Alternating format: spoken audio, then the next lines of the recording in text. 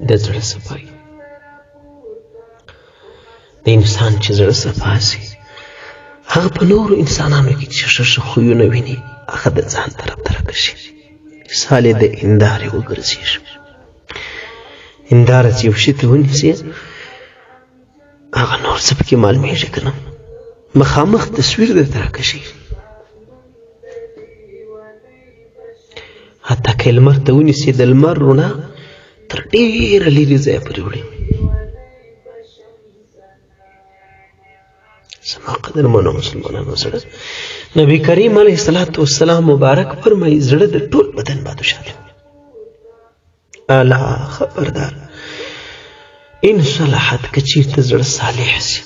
زړه سم سي، زړه صفا سي، صلح الجسد كله، ټول بدن سمېږي. قربان د الله تعالی در قدرت در طاقت، قربان د رب العالمین در پوهې او در الله تعالی در تدبیرو. رب العالمین د یو بنده د یو انسان د نظام د بدن داسې ور جوړ کړی دی لکه بسته حکومت چې زړه یې بادشاه دی، دماغ یې وزیر دی. دې دوه چې کومه مشوره سره وکړي او کومه خبره وکړي مخ ته به ټول اندامونه هغه کوي، مخ ته به ټول وجود هغه کوي. مثال درښیم سترګې چې دی هغه صرف د یو خبرچانو د یو سړیانو یعنې سړیانو همدارنګه د یو معلوماتو ذریعه ده، نور اختیار د دې نه دی. غوږونه دغه شي پیرداران وګڼه اختیار د دې نه دی. لاسونه دغه سیانتې د پوج په شکل باندې یو شکل پوج باندې وګڼه د اختیار د دې نه دی. پښې هم دغسې نور ټول وجود. خو که چېرته زړه یو سترګې یو څوک وویني چې دا ورته وګوري زړه ته ووایي دماغ ته ووایي چې دوست دې را روان دی او د هغه خوا څه مشوره راشي چې بابا اکرام و عزت ورین تندی د انسان دا تندی خپله ورته وغوړېږي. د انسان خبرې زړه ورسره غواړي، د هغه په خدمت کې پورته ښکته سړی کېږي ټول وجود. لیکن که سترګې معلومات ورته ورکړي چې دښمن تربور دی یا پښتانه خو تربور ته هم په څنګه سترګو تربور دی روانې نو ټول بدن داسې وپړسېږي. په موږ کې غلطي د ښه کار نه دی. بهرحال نو ما تاسو ته ویل چې د الله تعالی در قدرت قربان نبی کریم علیه السلام وایي که زړه سم شو ټول وجود سمي. همدارنګه دا د سترګو لارې دا د زړه د خرابۍ لپاره هغه دروازې دي چې هر افت زړه ته د دغې لارې ورسي. سترګو حفاظت کوئ،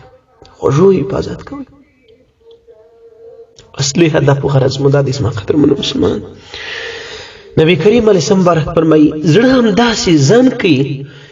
دا د ګناهو د اخرې د دغسې انتې د دې نافرمانیو د حسدو د بغض د دې د اخرې دغسې زنګ ورکوي لکه اوسپنه چې زنګ کوي توره په اوبو کې کښېږده. اوس وخت کې پیپ همدارنګه د اوسپنې هر شي ته په اوبو کې کښېږده. څو ټیمه بعد بیا وګورئ ستاسو د برمې پیپونه لیدلي دي چې د اوبو ته راوکاږي اخر ته ورسته سوي. اخر ته هغه پیپ داسې چې دا لوی پیپ پنډ پیپ ماتېږي هسې ګوته ورته که سړی کېږي.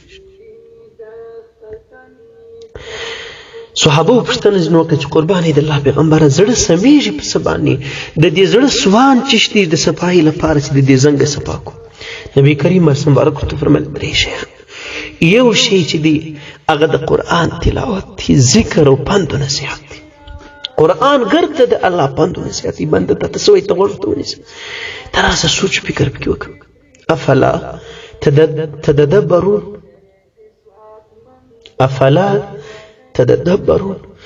رب العالمین څه فرمایي. همدارنګه زما قدرمنو مسلمانانو دویم شی نبی کریم مبارک ورته فرمایي هغه د مرګ یادول دي. بخښنه غواړم دویم شی د الله ذکر او یاد الله یادول دي. دریم شی د مرګ یادول دي. 100 ورځې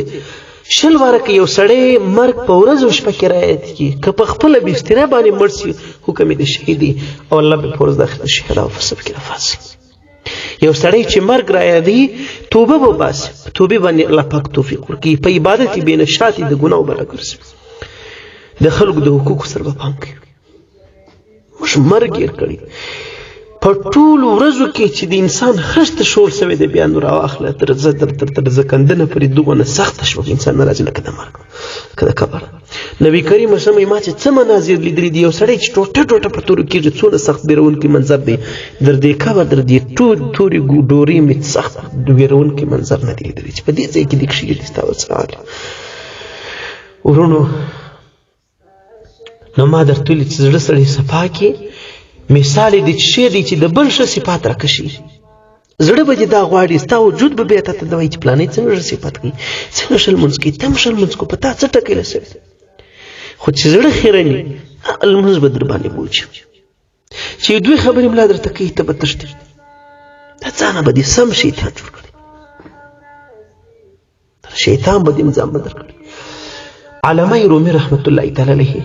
یو واقعه د مثال په توګه لیکلې ده لیکلې ده چې د یو بادشاه سره دوه قسمه کاریګران یو رومیان بل چینایان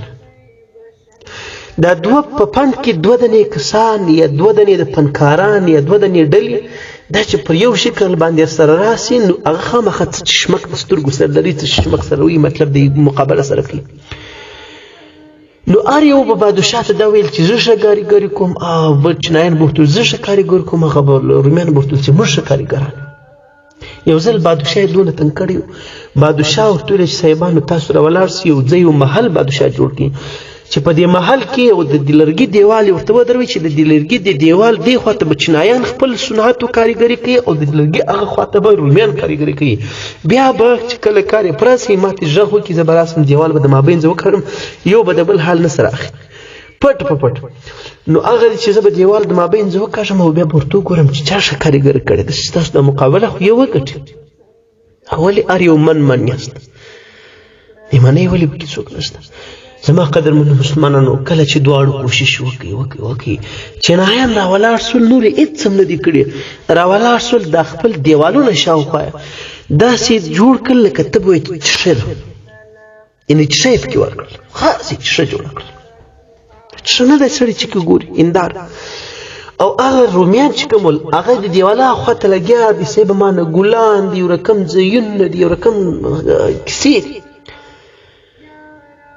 کله چې دیوال د بادشاه په حکم باندې ایسته سو بادشاه راغلی سره د څو وزیرانو چې ورته ویې کتل د هغو رومیانو ټول نقش څونه خوارې چې دوی کښلي وې د چینایانو هغه هندارې راکش کړل ته ورته ښکاره سو بادشاه حیران پاتې سو چې دا ووایي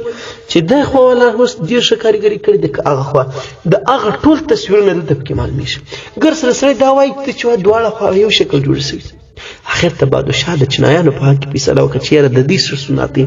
یو خو خپل صنعت وښوي دویم یې د بل صفات راکش کړل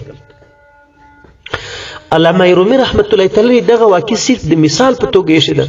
اصل کې مقصد او غرض یې دا دی چې ای مسلمانه ته ځان داسې جوړ کړه ستا زړه دومره صفا کړه چې د بل ښه صفات راکش کړي ته ونه مخیره نه وه چې اخر ته دې پر خپلو یو ذکر یو تلاوت د قرآن دې پسې پښیمانه کړي وپرېږدي دونه دې ځان لرې کړي چې اخر ته دې مسجد و مختم ته نه تېرېږي دونه مخیره نه